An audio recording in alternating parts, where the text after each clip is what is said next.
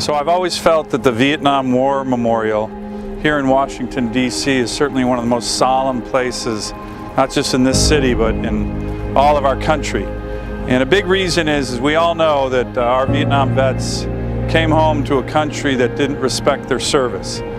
Despite fighting for America, they came back and were treated with disrespect.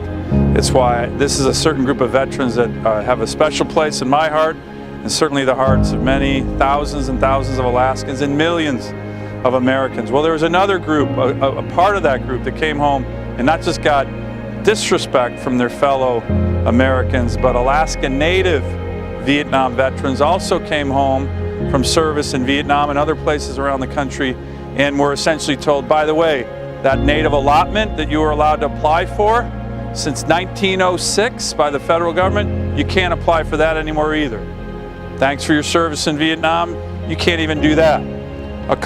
A terrible injustice to some of the most patriotic people in America. Well, I'm glad to say I literally just came back. I just came back from a White House signing ceremony with President Trump where he signed the broad lands bill that Senator Murkowski shepherded through the Senate, but it had my bill in there that was focused on righting this wrong, that allows now Vietnam veteran Alaska Natives from the Vietnam era or their heirs, their children, to apply for a Native allotment in our state. Finally, fixing and correcting a wrong that has been out there for many, many years. Congressman Young and Senator Stevens took this on many years ago, but we had a lot more work to do, and we made good progress. Here's one of the signing pens by the President.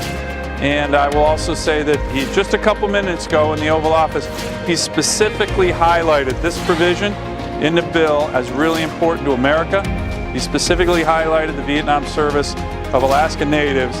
So it's a good day. It's a good day, even though we're here at a very somber place, remembering the sacrifice that so many Vietnam veterans and their families have made. But we made good progress today. This is now law, signed into law by the President just a few minutes ago. And to the Alaska Native vets, congratulations, because you've been working this so long. And to all of our Vietnam vets, thank you. Welcome home. As the senator from the state that has more veterans per capita than any state in the country, and I guarantee you thousands of those are Vietnam vets, thank you for your service.